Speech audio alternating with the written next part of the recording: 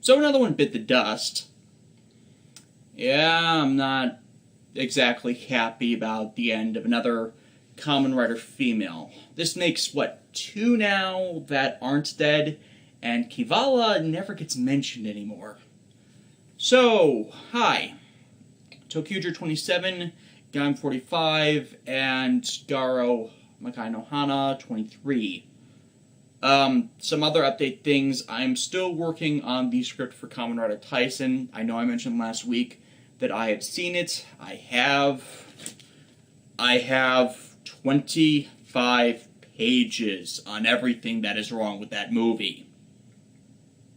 Transcribing them into a script is being extremely problematic. And of course, still nothing on uploading old episodes to YouTube.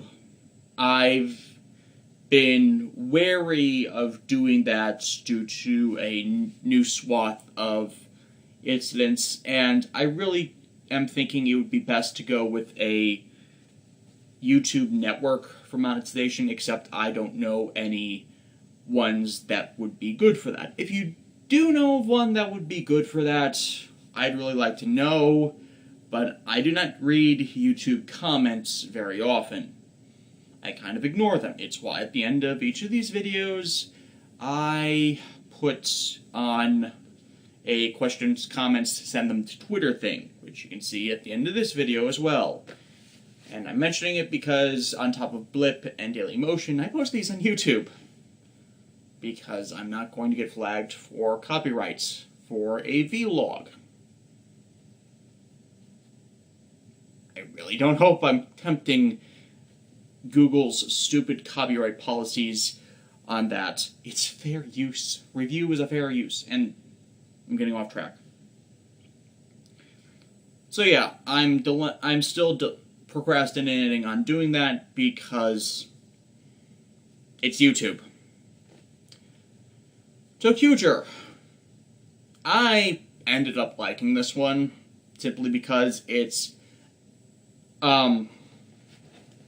acknowledging one of the show's flaws, major flaws, and that is, well, right. I hate the guy. He is a terrible, terrible character. And this episode is where the Toqgers also acknowledge this in their own ways, in that he is a frustrating, annoying twit. It comes about because Noir is sent out to gather darkness, and she uses feathers that turn people into rage monsters. Because of a maneuver Akira used to deflect the feathers, Raito gets hit by one in the back of his helmet, and now they have to fight him down to get it off. Now, while Akira is all for doing this immediately, the Toqgers, instead of helping restrain him to just get it off at once, they decide to retreat because they can't fight, right? They end up fighting him at the end of the episode. There are two subplots to this, and one is, of course, the villain's side. Mork, and Mindy, is very against Zet's motives in absorbing the darkness because she has seen that Zet is not able to absorb the darkness. Hell, he absorbed Greta and her sparkliness. And it's not working very well. He's not absorbing Greta. Greta is still in there. Noir sees it, and Mork can see it. And yeah, it's a big hang-up to Zed's plan to create the Shining Darkness if those two forces can't come into collusion. Now, I like this simply because, one, it makes sense. They're balancing factors. They're not supposed to fuse. They're supposed to... I'm thinking of the yin-yang symbol. You know, dark is yang, white is yin. Together they complete each other, but never the two shall meet. That, and I've just finished with Agito, recording the episodes, and in that series, the Overlord of Darkness tries to steal seeds of Agito, which are fragments of the Overlord of Light, after he was destroyed, and when he tries to take them from their bearers, it causes him severe pain. So I'm thinking this is comparable in that while it's not extremely painful for the guy, it's still uncomfortable. They're like giant, okay, you know how you can't digest gum because of how it's made? Extreme acids can't get rid of it, so yeah, just have to deal with it as it passes through the system. I'm thinking it's kind of like that, except, there's no system for it to work out of. It's just gumming, stopping up everything. And yeah, I probably made a bad analogy with that. But the second subplot is actually kind of interesting in that it's more personal dilemma stuff. In that, we're pretty certain by now that Toqger are kids in adult bodies, and this is kind of playing off of that, in that Toqger has developed a crush on Miu. I can kind of understand, because the actress for Miu, Riria, is pretty attractive. I mean, I'm remembering her from Zero Black Blood, and yeah, I can see it. And he's kind of jealous of Hikari being fussed over by Mio, because Mio is apparently comparable to Makoto Kino from Sailor Moon, in that she's a sporty type that's also good with making stuff, as in food. And, she pays special attention to Hikari's dietary needs, because she has to trick him into eating his vegetables, because that's apparently the one childish trait that Hikari's retained, despite being, probably the smartest of the main five. And, it's kind of, he makes a snitty comment that he feels really bad about Hikari, and then Toqger is weird around him for a bunch of the episode until they straighten it out. And the good part of it is that Hikari is not even really mad at him, because, we all have our own flaws. He even admits this in the episode, and his own is coming off as kind of cruel and blunt when he doesn't mean to, and yeah, he does, but it's usually, one, consistent with his character, and two, him sniping about Wright's idiocy. And the culmination of the episode is the lot of them beating down Raito because he's an idiot. They know he's an idiot. They're sick of him being an idiot. And just imagining his more frustrating incidents to just get the anger to punch him down and get the feather off of him. This, of course, exhausts a lot of them, so Raito has to be the one who deals with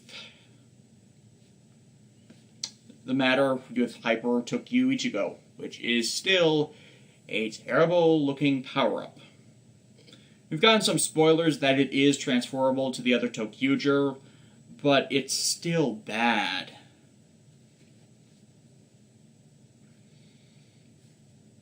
Daikaitsu Cannon is shown to be get powered up by linking in the other Russias, so it can now blow up giant-sized enemies, at least the foot soldier giant-sized enemies, and I kind of don't like that. I mean, it happens on occasion that normal-scale weapons can defeat giant-scale enemies, but, you expect a proportionate response of, there's a giant monster, fight it on the giant scale. Most things do that. I think that's everything there. Gaim.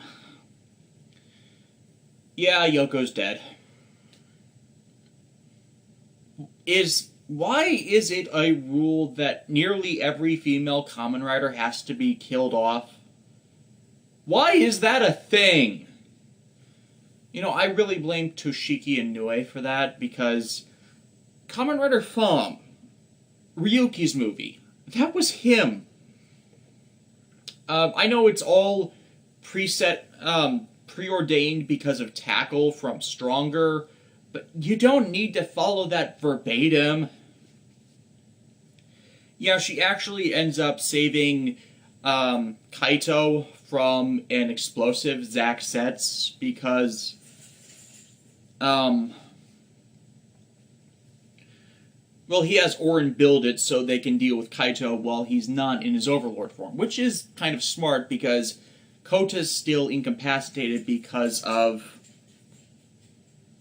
his injuries at this point in the show, so it makes sense to try and use subversive tactics to try and eliminate him. Now, it seems sneaky and underhanded, but there's no legitimate way Zack can even measure up, and, you know, you make the sacrifices you can. It seems, of course, Yoko is competent, so she immediately recognizes this and saves Kaito's life in a rather well-written, well-done scene, except when she saves Kaito, she falls off the building in rider form. It's implied that she got knocked out of her transformation while she was falling, which would have dealt the damage, enough damage, because riders have fallen from that height and survived before. Or maybe she was injured in the explosion despite the suit, and it was damaged enough that the impact did enough lethal damage. Of course, Zack gets beaten down and his driver destroyed in Kaito's retaliation, and Kaito goes and sees Yoko, and this was not good for her characterization, because I've been toying with the idea that she's attracted to Kaito for some time, and this pretty much more or less confirms it, that with her asking if she would have been the one Kaito chose if she had the forbidden fruits or the forbidden fruit was not involved, and Kaito pretty much says they're two completely different things. So, yeah. We've been getting some stuff about Kaito's backstory, in that how he has been attracted to Mai for a long time. It just wasn't a big part of the show because the establishing arc of the show was kind of just there to put people in to follow through to the events. I still think Gaim is a good show, but yeah, we could have used a bit more in the setup arc of the show with characterization. I mean, you see signs of it. In fact, I thought in some of the other stuff, you know, if Kaito's really not that big an asshole and he's kind of a nice guy, with the interaction he has with Mai, they could certainly be a couple. I have actually thought that at times from the early side of the show. It was apparently intentional to set up this current conflict, and it just seems a waste of Yoko's character, because she's awesome, but then you get the femininity bits that kind of screw with that, I guess. I mean, it doesn't remove her being awesome, it's inconsistent, I guess. So, of course, Kaito's building his army, and with Kaito building his army, the army comes in, the JSDF, to rescue the last people, because they've been hearing about the people, the beat riders, that have helped evacuate everybody in Zawame City. So the JSDF are returning the favor. Why are they coming in now? Do they intend to bomb the remains of Zawame back to the Stone Age so they can get rid of it? Maybe carpet bomb with fire, with napalm or something? I don't know. It seems just kind of odd. But it's pretty much just to evacuate the rest of the civilians so Kota can prepare for the final battle with no one around. because it is just going to be Kota versus Kaito. But while this is happening, there are several good throwback moments in it where, in a scene where Kota eats a Helheim fruit, and it's delicious to him. And he doesn't transform in any way. We'd known the Kiwami Lockseed was doing something to him for quite some time. We've seen his Overlord transformation in bouts. We've seen him being able to create the Helheim plants. And, yeah, he is the human Overlord now. Of course, he does this right in front of Akira, and he's lamenting how inhuman he's become now, which tells us that he is still human inside. Maybe he was human after all. That punk. I guess it's good because it's throwing back to the beginning of the show where Akira wanted to see him change from who he was, and this is part of the result of that. And now Kota can enjoy her cooking, which was a connection between the two that they both enjoyed, and I'm still not a fan of Akira due to her early show actions. I mean, I know it's trying to be all dramatic, and I'm just not feeling anything about it. It's at least well acted on Gaku Sano's part. So then it leads into the battle, and okay, previously my favorite final battle in the series was Forz's because it seemed like they were literally going all out with everything in that fight. This one trumps it simply due to the effort put into setting. It's the part of it is the build-up, because after everybody's gone, Kota just rips open the cracks and gets his army exactly the same size as the one Kaito's been building for days. It's presumably days. Maybe a day. And then they transform and they go at it, and they keep leveling up and leveling up. And all the while, Kota is not only just fighting Kaito, but he's taking down Kaito's big troops, as in the evolved Invest, the giant CGI ones that have been that popped up on the early side of the series. And it's like Kota's fighting two fronts, and Kaito is fighting two fronts, and Kaito is just fighting Kota. And there was also, it helps that they started this off with another exchange of views and philosophies, and that how twisted Kaito's become in why he's doing this for Kota, whose violence is not strength and kindness is not weakness speech that you kind of expect by now. Incidentally, that's another thing that's a fuck you Kamen Rider Tyson moment, as, you know, kindness is the thing for Kota's overarching story, I guess, and, you know, learning responsibility to be tempered with the kindness, do things without losing it. And Tyson is like, the elders who are assholes are teaching it to the younger generation, while completely lacking in those traits, even though they weren't lacking in those traits in the Showa era. The review is coming. So yeah, that battle will be continuing, and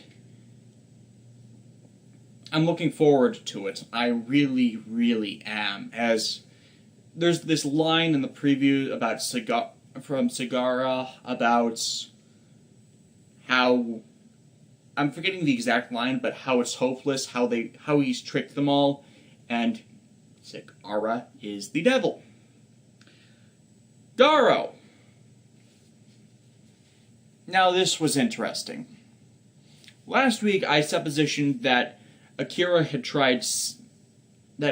soul had been sealed in Mayuri for, I'm forgetting the guy's name, the guy who released the flower, the heiress, in order to keep her safe while he was getting a new body for her. Mayuri's powers do not work that way. They do not seal actual human souls.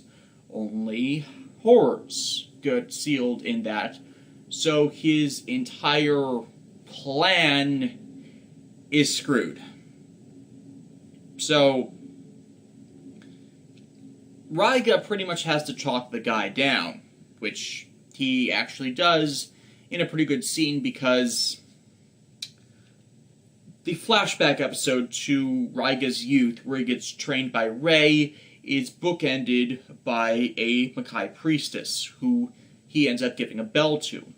And Akira, who was what's-his-name's lover, had a bell which she gave to him as she approached death. It's the same woman. I did not see that coming. I got this feeling of familiarity from her last week that I couldn't pin down, so I don't remember mentioning it. But that fits so well, I guess. I say I guess because I think this is a Garo trope in that things from when the characters were younger play into current events. Current events, the show, that is. Unfortunately, Aeris is duplicitous in that as she prepares to bloom, Kuro comes in and tries to save Mayuri, and he offers himself to be Aeris' vessel to save Mayuri from being that to where she's transported to be bloomed. And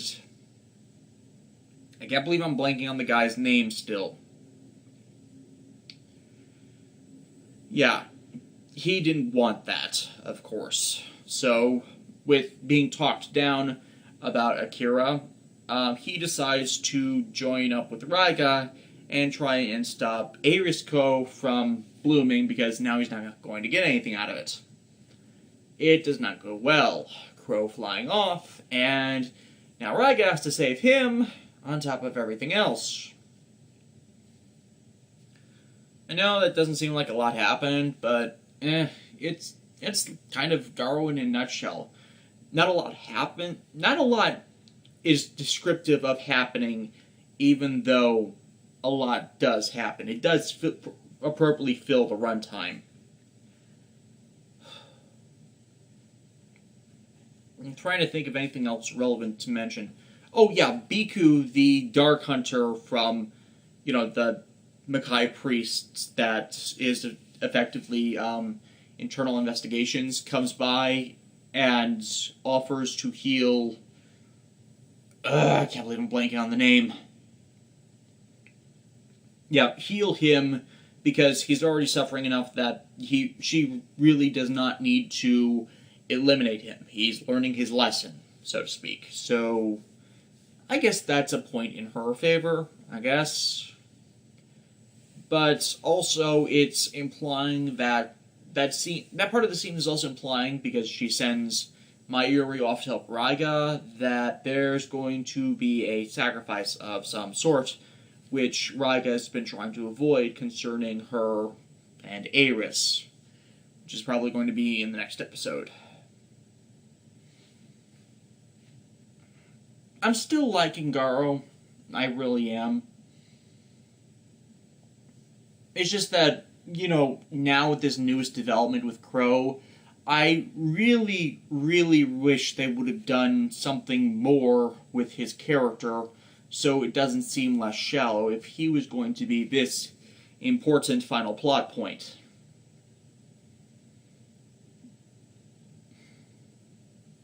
Yeah.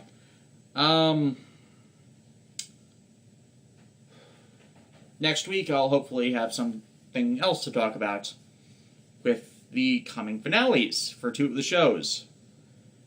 Oh, that's going to be so glorious. So glorious! See you next week.